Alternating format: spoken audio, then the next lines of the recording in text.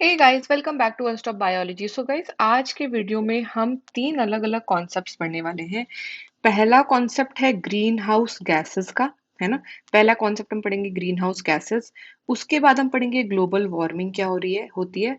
और तीसरा जो पढ़ेंगे वो है ओजोन डिप्लीशन। ठीक है।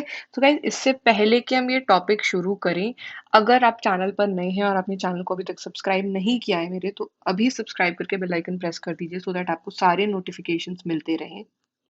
और गाइस, आपका फीडबैक बहुत ही इंपॉर्टेंट है, तो ज़रूर वीडियो में कमेंट्स में फीडबैक दीजिएगा। और अगर आपको वीडियो अच्छा लगे तो उसको लाइक करके अपने फ्रेंड से शेयर ज़रूर कर दीजिएगा।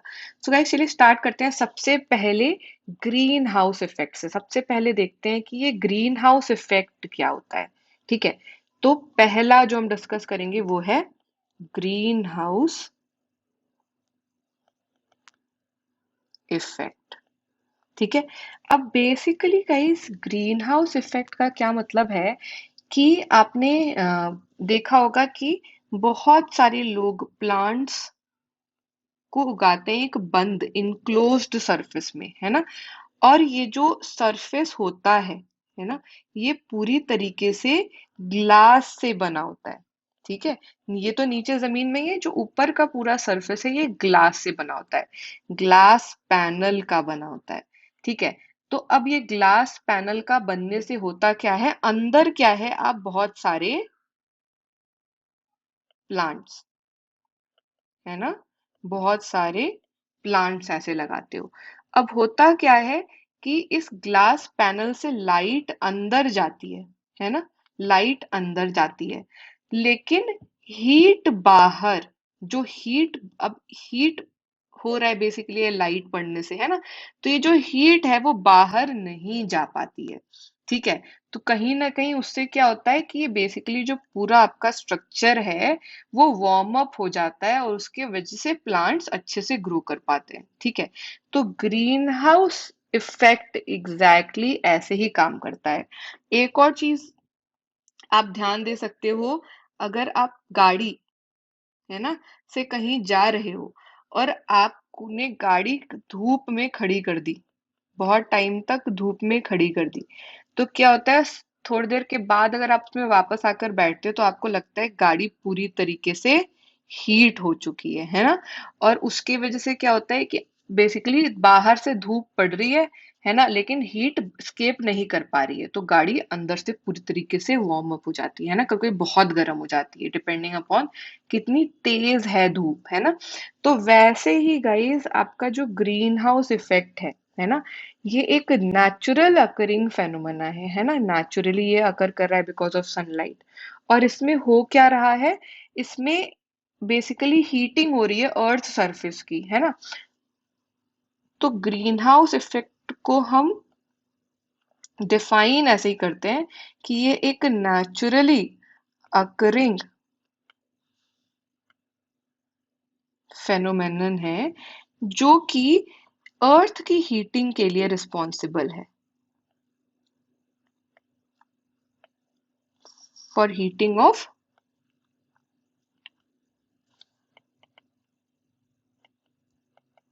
Earth's surface एंड एटमॉस्फेयर, है ना।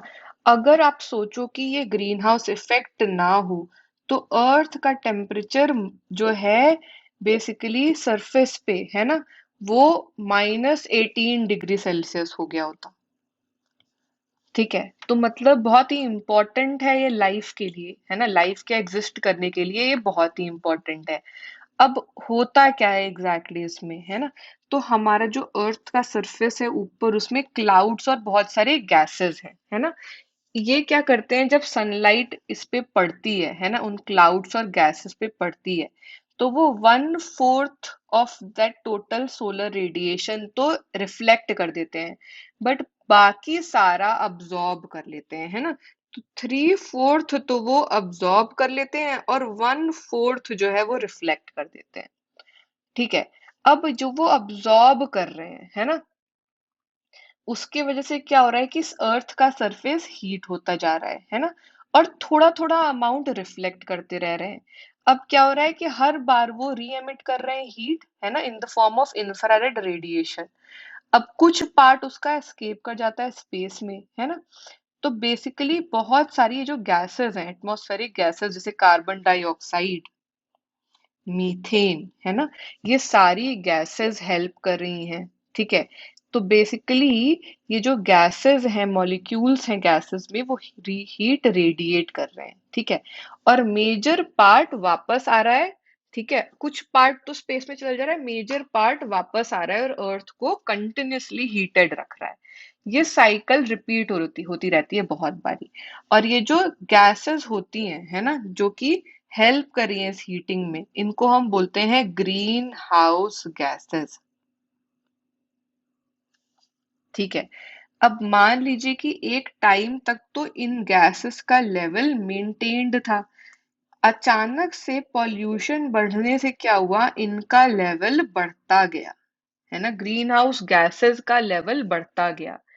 इनके लेवल बढ़ने से जो ये अब्जॉर्ब कर रहे हैं सोलर रेडिएशन, वो भी बढ़ता गया, वो अब्जॉर्प्शन बढ़ता गया। और इसके ही बढ़ने से हमारा दूसरा टर्म आता है, जो कि है ग्लोबल वार्मिंग, है ना।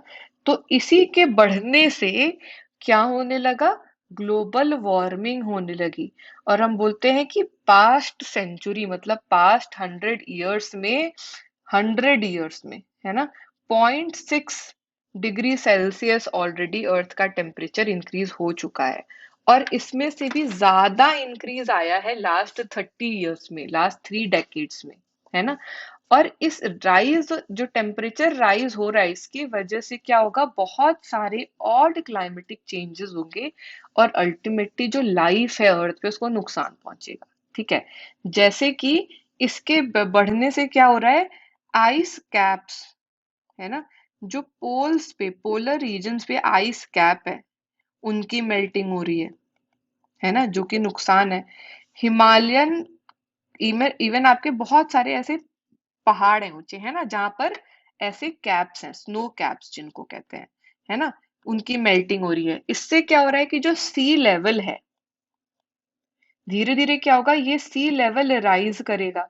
और इस सी लेवल राइज करने से बहुत सारे कोस्टल एरियाज जो हैं, है ना, वो क्या होंगे, सबमर्ज होते जाएंगे। और लाइफ उन एरियाज में जो एग्जिस्ट करती थी, वो हो सकता है कि खत्म भी हो जाए। ठीक है। तो बेसिकली ये जो इम्पैक्ट है वो बहुत ही स्ट्रांग है ना। और इसीलिए हम बोलते हैं कि ग्लोबल वार्मिंग बेसिकली है क्या, rise in temperature due to increase in. तो इसको अगर आपको डिफाइन करना है तो आप कैसे कहेंगे कि एक ऐसा फेनोमेनन है जहां पर राइज हो रहा है, rise in temperature due to increase in level of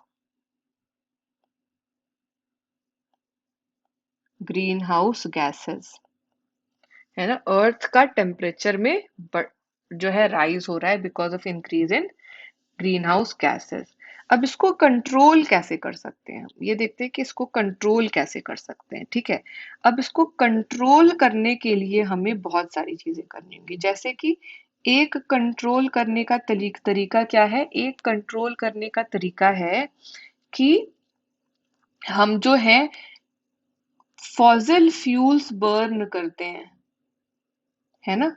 fossil fuel जो है वो हम बर्न करते हैं, तो इसको डिक्रीज कर दें, क्योंकि इससे बहुत ज्यादा ग्रीन हाउस गैसेस रिलीज होती हैं, है ना, और ये नुकसान कर रही हैं। फिर जो हमारा डिफॉरेस्टेशन है, हम पेड़ काट रहे हैं बहुत तेजी से पॉपुलेशन बढ़ने से, है ना, उसको कम कर दें, क्योंकि जो पेड़ हैं वो ये ग्रीन हाउस गैसेस जैसे कार्बन डाइऑक्साइड को यूज करते हैं, है ना, तो उसको यूज करके ऑक्सीजन दे देते हैं।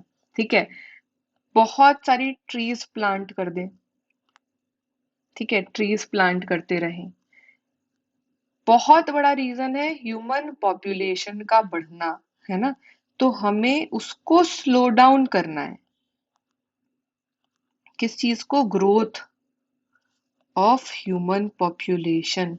क्यों, क्योंकि इसके बढ़ने से ही बाकी सारी जो चीजें आप लिखी हैं वो हो रही हैं, ज्यादा फॉसिल फ्यूल्स बर्न हो रहे हैं, डिफॉरेस्टेशन हो रहा है, ट्रीज प्लांट हो नहीं रही है ना। तो इसकी वजह से अगर हम ये कर दें तो भी हम कंट्रोल कर सकते हैं ग्लोबल वार्मिंग को, है ना। अब गाइस, ये सारे के वजह से एक और इफेक्ट हो रहा है जो हमें देखना पड़ेगा। वो इफेक्ट क्या है? ओजोन का डिप्लीशन। ठीक है, सबसे पहले तो देखते हैं कि ये ओजोन एग्जैक्टली है क्या। ठीक, अब ये जो ओजोन का डिप्लीशन है ना, उसका मतलब क्या है एग्जैक्टली? सो गाइस, आपने पहले भी, है ना, पहले भी ये चीज पढ़ाई की ओजोन, अच्छी ओजोन भी होती है, बुरी ओजोन भी होती है ना।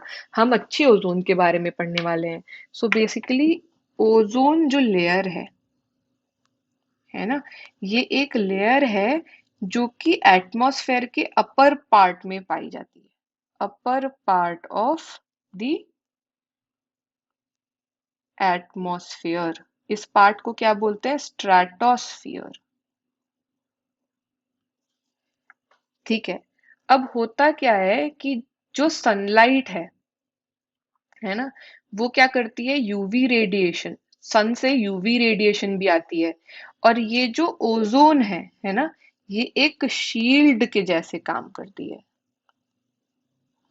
ठीक है, और ये क्या करती है? ये बेसिकली अब्जॉर्ब कर लेती है। यूवी रेडिएशन जो है उसको अब्जॉर्ब कर लेती है। जो सन से यूवी रेडिएशन आ रही है उसको अब्जॉर्ब कर लेती है। अब ये जो यूवी रेज हैं, इनको हम बोलते हैं कि बहुत ज्यादा हार्मफुल है लिविंग ऑर्गेनिजम्स के लिए, है ना। तो ये यूवी रेडिएशंस जो हैं, वो क्या है? डीएनए और प्रोटीन्स, ठीक है, पे को इफेक्ट करते हैं। तो जो हमारे ऑर्गेनिजम्स हैं वो अब्जॉर्ब करते हैं यूवी रेज, और ये यूवी रेज डीएनए और प्रोटीन्स को जाकर ब्रेक करती हैं। वहां पर जो केमिकल बॉन्ड्स हैं उन मॉलिक्यूल्स के अंदर, उनको ब्रेक करती है, और उसकी वजह से म्यूटेशन होता है। और इस म्यूटेशन से बहुत सारी डिजीज होती है, जैसे कॉमन है कैंसर, है ना। तो अब क्या होता है कि ये जो ओजोन की लेयर है, क्योंकि वो अभी यूवी रेज अब्सॉर्ब कर लेती है, तो वो हार्मफुल रेज लिविंग ऑर्गेनिजम्स तक नहीं पहुंच पाती है। ठीक है, अब ये जो ओजोन की लेयर है ना, इसकी थिकनेस बहुत इंपॉर्टेंट है। और इसकी जो थिकनेस है, इस लेयर की जो थिकनेस है ना, ऑफ ओजोन, ठीक है, वो मेजर की जाती है कि ग्राउंड से लेके टॉप ऑफ एटमॉस्फेयर तक, और इसको मेजर करते हैं हम डॉब्सन यूनिट्स में, DU। ठीक है, डॉप्सन यूनिट में हम इसकी थिकनेस को मेजर करते हैं। ठीक है, तो अब बेसिकली ये जो लेयर बनी है वो किस चीज से बनी हुई है? ये एक गैसियस लेयर है ना। ओजोन गैस की बनी हुई है, और ओजोन गैस जो है वो कंटिन्यूअसली बनता रहता है। तो यूवी रेस बेसिकली जो आपका ऑक्सीजन है, मॉलिक्यूलर ऑक्सीजन है, उस पे काम कर रहा है ना, उस पे ही गिर रही है। और वो मॉलिक्यूलर ऑक्सीजन जो है ना, वो ओजोन में कन्वर्ट हो जा रहा है। तो एक बैलेंस होना चाहिए कि कितना प्रोड्यूस हो रहा है ओजोन, और कितना डिग्रेड हो रहा है बिकॉज ऑफ यूवी रेज जो फॉल कर रही है ना। अगर उसका बैलेंस डिसरप्ट होता है, तो ओजोन की जो लेयर है वो डिग्रेड होगी। और इसका बैलेंस जो है वो डिसरप्ट हो रहा है CFCs से। इनको उसको बोलते हैं क्लोरोफ्लोरो कार्बन्स। ठीक है, तो क्लोरोफ्लोरोकार्बन अगेन बहुत ज्यादा यूज होते हैं रेफ्रिजरेंट्स में, है ना। और ये डिस्चार्ज होते हैं लोअर पार्ट ऑफ एटमॉस्फेयर में, ऊपर पहुंच जाते हैं स्ट्रेटोस्फेयर तक, फिर मूव करके स्ट्रेटोस्फेयर में मूव करके ये क्या करते हैं कि यूवी रेज इस पे जब पड़ती हैं, तो क्लोरीन के एटम्स रिलीज करती हैं। ये क्लोरीन के एटम्स जो ओजोन रिलीजिंग मॉलिक्यूलर ऑक्सीजन है उसको डिग्रेड करता है ना। और ये कैटलिस्ट के जैसा काम करता है। मतलब क्या है कि ये कंज्यूम नहीं हो रहा है, तो एक बार ये चला गया तो ये कंटिन्यूअसली डिग्रेड करता रहेगा ओजोन को, है ना। ये खत्म भी नहीं हो रहा है। ठीक है, अब जो भी CFC स्ट्रेटोस्फेयर में ऐड हो रही है, बेसिकली उसका ये मतलब है कि उसका इफेक्ट परमानेंट रहने वाला है ओजोन लेवल पर। ठीक है, अब ऑल्दो हम बोलते हैं कि पूरे अर्थ पे ओजोन डिप्लीशन हो रहा है, लेकिन सबसे ज्यादा दिखता है एंटार्कटिक रीजन में सबसे ज्यादा इसका इफेक्ट दिख रहा है एंटार्क्टिक रीजन के ऊपर, जहां पर ओजोन होल है ना, ओजोन होल हो गया है, जहां पर बहुत ज्यादा थिनिंग हो गई है ओजोन लेयर की और एक होल जैसा दिख रहा है। ठीक है। अब ओजोन में भी क्या होता है गाइस कि अलग अलग तरीके के वेवलेंथ है ना। तो ओजोन रेडिएशन, सॉरी यूवी जो रेडिएशन है उसमें अलग अलग वेवलेंथ है।